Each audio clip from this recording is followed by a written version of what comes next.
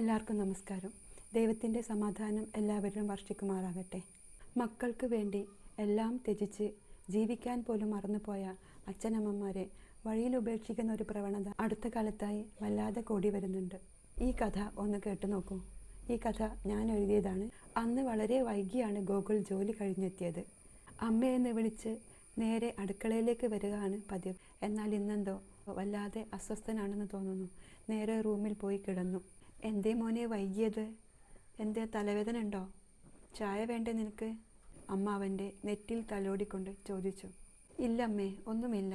അമ്മ ഒന്ന് ഇവിടെ ഇരിക്കേ. അമ്മയുടെ കൈകൾ കൂട്ടിപ്പിടിച്ചു കൊണ്ട് അവൻ എഴുന്നേറ്റിരുന്നു. അമ്മ ഓർക്കുന്നുണ്ടോ സരോജിനി ടീച്ചറെ? +2 എൻ്റെ ഫിസിക്സ് ടീച്ചറായിരുന്ന? എനിക്കറിയാം. നിനക്ക് ഫിസിക്സിന് താല്പര്യം കൂടാൻ തന്നെ കാരണം ടീച്ചറായിരുന്നില്ലേ?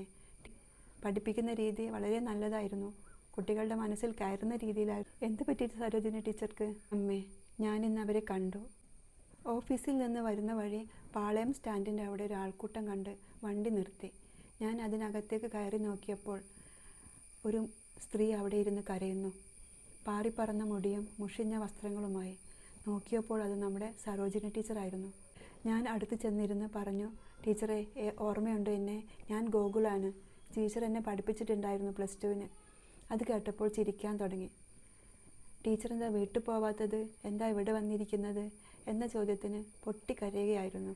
പിന്നെ ചിരിക്കാൻ തുടങ്ങി. പൊട്ടി ചിരിച്ചുകൊണ്ട് പറഞ്ഞു, എനിക്ക് ആരുമില്ല ഗോകുലേ. ഞാനിവിടെ ഇങ്ങനെ ഇരിക്കുകയാണ്. എന്നെ ആർക്കും വേണ്ട മോനെ എന്ന് പറഞ്ഞ് വീണ്ടും കരയാൻ തുടങ്ങി. അമ്മയ്ക്കറിയില്ലേ, ടീച്ചറുടെ മകൻ കൈലാസും ഞാനും ഒന്നിച്ചല്ലേ എഞ്ചിനീയറിങ്ങിന് പഠിച്ചത്. ഞാൻ കൈലാസിനെ കുറിച്ച് ചോദിച്ചു.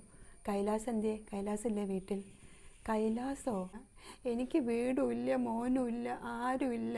ഞാൻ ആരും ഇല്ലാത്തൊരാളാണ് എന്ന് പറഞ്ഞ് വീണ്ടും കരയാൻ തുടങ്ങി. എന്നിട്ട് ടീച്ചർ എവിടെയാണുള്ളതിപ്പോൾ? ഞാൻ പറയാം അമ്മേ. ഞാൻ കൈലാസിൻ്റെ ബെസ്റ്റ് ഫ്രണ്ടായ അരുണിനെ വിളിച്ചു. അവൻ കോഴിക്കോട് കുതിരവട്ടം ഹോസ്പിറ്റലിലെ ഡോക്ടറാണല്ലോ. ഞാൻ വിളിച്ചപ്പോൾ അവൻ ഫോൺ എടുത്തു. അവൻ ആളെ വിട്ടു. ഹോസ്പിറ്റലിൽ നിന്ന് ടീച്ചറെ ഹോസ്പിറ്റലിലേക്ക് കൊണ്ടുപോയിട്ടുണ്ട്. ഞാനും കൂടെ പോയിട്ടുണ്ടായിരുന്നു. കുറച്ച് കൺസൾട്ടിംഗ് ഒക്കെ ചെയ്തു. കൈലാസിനെ വിളിച്ചു. പക്ഷേ അവൻ ഫോൺ എടുത്തില്ല. ഇപ്പോൾ ടീച്ചർ കുതിരവട്ടം ഹോസ്പിറ്റലിൽ അഡ്മിറ്റാണ്.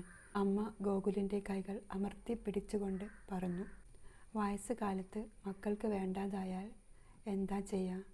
അച്ഛനമ്മമാരെ ഉപേക്ഷിക്കാതെ അവർക്ക് ഒരു കൈത്താങ്ങായി അവരുടെ കൂടെ എന്നും ഉണ്ടാവുന്ന മക്കളാവാൻ ഓരോരുത്തരും ശ്രദ്ധിക്കുക. ഈ കഥയ്ക്കൊരു നല്ല പേരുകൂടി നിർദ്ദേശിക്കുമല്ലോ. നന്ദി, നമസ്കാരം.